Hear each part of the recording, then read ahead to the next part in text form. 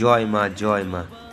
মা জ্বালা দেবী সতীপীঠ, 51 পীঠের এক পীঠ।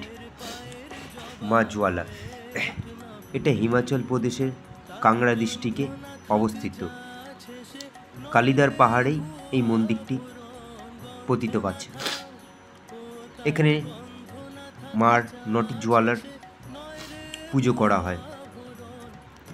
মা দুর্গার 9টি রূপের পুজো করা হয়। এখানে এই মন্দিরে কোনো মূর্তি নেই, এখানে আছে শুধু মার জ্বালা। সেই জ্বালারই 9টি শক্তির পুজো করা হয়। এই মন্দিরটি সর্বপ্রথম খোঁজ করেছিল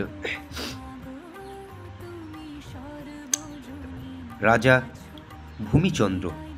যে 9টি শিখার পুজো করা হয় সেটি মা মহাকালী, মা অন্নপূর্ণা, মা হিংলাজ, মা বিন্দুবাসিনী, মা মহালক্ষ্মী, মা অম্বিকা, মা সরস্বতী, মা চণ্ডী, মা অঞ্জনী দেবীর। মন্দিরটি 1835 খ্রিস্টাব্দে মহারাজা রঞ্জিত সিং নতুন করে নির্মাণ করে। এই মন্দিরটি ক্ষতি করার অনেক চেষ্টা করা হয়েছিল। মুঘল সাম্রাজ্যের আকবরও এই মন্দিরটি ক্ষতি করার জন্য অনেকবার ভেঙেছিল।